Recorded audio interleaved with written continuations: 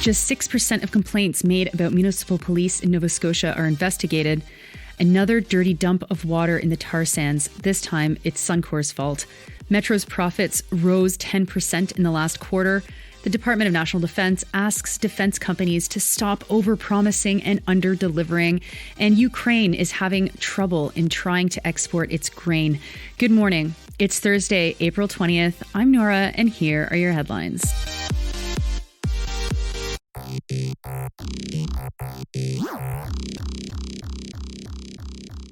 There's a big investigation out of CBC News Atlantic by Shayna Luck that exposes information related to police misconduct cases. In 12 years, 33 municipal police officers in Nova Scotia were repeatedly disciplined for misconduct. Just 6% of complaints were considered substantiated and therefore investigated. CBC News poured over 941 files released by the Office of the Police Complaints Commissioner that CBC News got through access to information. The report says, quote, "The data has never been examined in such detail before, even by the OPCC," unquote. The most common forms of discipline were fines or reprimands, and the most common accusations, neglect of duty, discourtesy, and excessive force. CBC has released the data set so that anyone can download it, which is amazing. Yay. Thank you so much for deciding to do that. The data set represents data from 676 officers.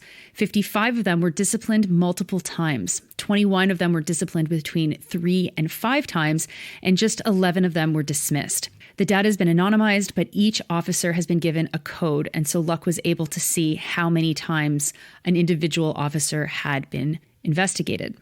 The data does not include complaints against RCMP officers, as they're overseen by a different body.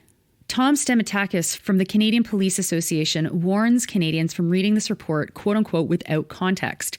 He said that the data demonstrates that there are very few officers who have repeat problems. I mean, okay, 55 isn't actually that small. And of course, the vast majority of concerns were dismissed. So what context do we really have here that he's talking about? The high number of dismissed cases fits into similar trends of other police forces. Luck talked to Alec Mukherjee, who had been on the board that oversaw the Toronto Police. He said that about 90% of complaints against Toronto police officers were dismissed. You know, that happened to me once, despite saying at what moment in time exactly and where exactly an officer was when he beat me to the ground. Ontario's police watchdog didn't consider that I had enough information to warrant an investigation. So let's just say I'm a bit skeptical when it comes to complaints being dismissed for lack of evidence. Anyway, this is a great investigation. You should check it out and you should share it because a lot of people need to read it. Next, another day, another dump of dirty water from the tar sands. Suncor is reporting that 6 million litres of water from a settling pond at the Fort Hills mine rushed into the Athabasca River watershed. It was the second largest spill in northern Alberta this year, and it was twice the legal limit allowed of suspended solids to leak. The pond is called a sedimentation pond. Runoff from the tar sands rests in the pond and then it settles before the water is released. The company told the Globe and Mail that Alberta was notified about the spill, but the Globe and Mail found out that the Northwest Territories was not. The two jurisdictions have an agreement that says that both must be informed when something happens that might cross their invented fake border. The Minister of Environment and Climate Change for the Northwest Territories, Shane Thompson, said, quote, "Unfortunately, this is yet another instance of the Alberta government not meeting their commitments to our bilateral water management agreement. It comes within a month of us finding out about spills at the Imperial's Cure Lake site, an incident that Alberta and the Northwest Territories are currently in dispute resolution over within the Transboundary Agreement." This is not included in the article, but in February, Suncor announced a 76% increase to their profits in the fourth quarter of 2022. They made $2.74 billion. And speaking of profits, Metro, the grocery store that I most often shop at, saw its profits increase by more than 10% in quarter two. They made $218.8 million on the most recent quarter, an increase of nearly $20 million compared to last year at this time. Sales increased by 5.8% for grocery, and at Jean Coutu, where I also shop, sales increased by 7.3%. Now, here's a funny note. In the unbylined CBC story, the headline says that the profit increase, which was 10%, was quote unquote mostly from pharmacy sales. That word mostly is doing a lot of heavy lifting, and it seems to be in there to buck the narrative that grocery barons are robbing us. The profit difference, reminder, was 5.8% for grocery and 7.3% for pharmacy. Okay. It doesn't actually break down the percentage of either in the overall costs.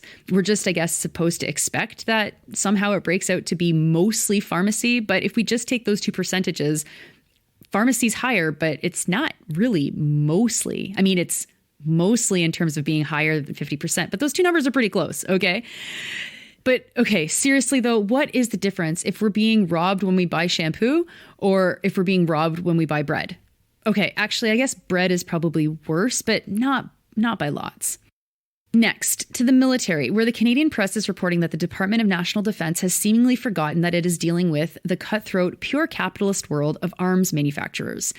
Assistant Deputy Minister Troy Crosby is calling on defense companies to stop chasing their next contracts and focus on delivering on current contracts. In the second paragraph of the Canadian Press article, it says that Crosby, quote, says he respects that companies are in the business of trying to make money, but they also need to make their commitments to the federal government, the military, and Canadians, unquote. Ah, yes, you gotta respect those profits.